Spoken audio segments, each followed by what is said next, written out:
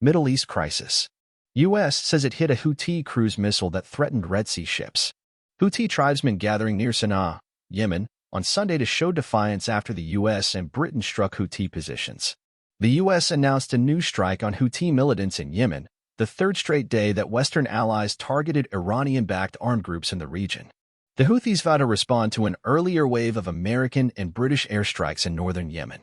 The United States said on Sunday that it had targeted Iranian-backed armed groups in the Middle East for a third straight day, destroying an anti-ship cruise missile belonging to the Houthi militia in Yemen, which had vowed to respond to earlier strikes by the U.S. and its allies. The strike came a day after the United States, Britain, and a handful of allies said they had hit 36 Houthi targets in 13 locations in northern Yemen in the latest salvo aimed at deterring the group from attacking ships in the Red Sea.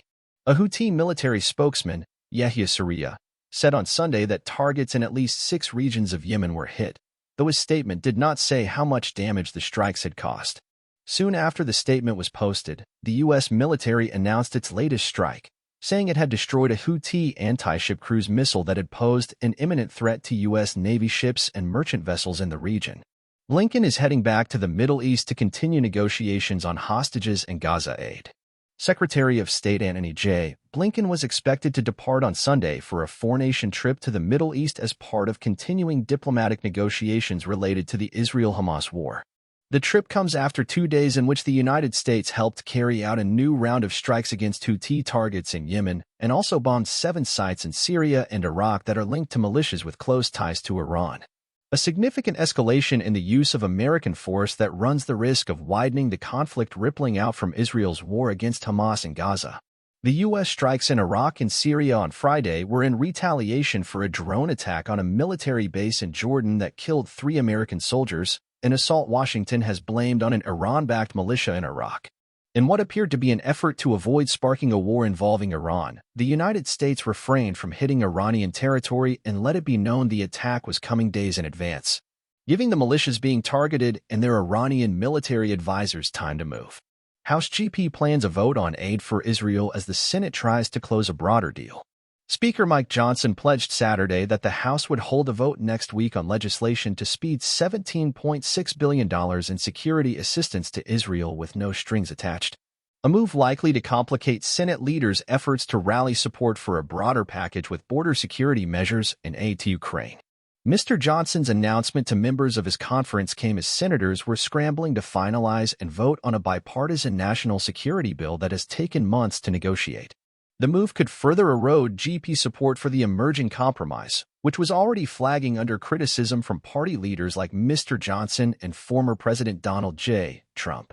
Mr. Johnson, a Louisiana Republican, has said that the Senate package would be dead on arrival in the House, arguing that its border security measures are not stringent enough to clamp down on a recent surge of immigration. He said the House would instead focus its efforts on the impeachment of Alejandro N. Mayorkas, the Homeland Security Secretary, a vote on which is now expected to take place next week. Hamas signals that wide gaps remain on reaching a ceasefire agreement. Even as hopes have risen about the possibility of reaching a hostage release deal and ceasefire in the nearly 4-month war between Israel and Hamas, substantial gaps between the two sides remain, a Hamas official has said. A proposal hammered out in Paris last week is being studied by the movement's leadership and other resistance factions. Osama Hamdan, a leader in Hamas's political wing in Lebanon, told the Lebanese Broadcasting Corporation International on Friday. But we cannot say that we have reached a conclusion. In the negotiating room, Israel was still insisting that the military operation in Gaza would continue after the ceasefire, Mr. Hamdan said, which contradicted Hamas's condition for a permanent truce. Another key sticking point was an Israeli demand for a buffer zone inside Gaza, he added. How closely does Iran control the militias it backs? It depends. Iran projects its military power through dozens of armed groups across the Middle East, but how much does it control their actions? That question has taken on new urgency as the United States considers its next steps after an attack by an Iranian-backed Iraqi militia on an American base in northwest Jordan. The attack on Sunday killed 3 soldiers and injured dozens of others. Iranian-backed groups have varying histories and relationships with Tehran, but all share Iran's desire for the U.S. military to leave the region and for Israel's power to be reduced. Iranian rhetoric, echoed by its allied groups, often goes further, calling for the elimination of the Israeli state.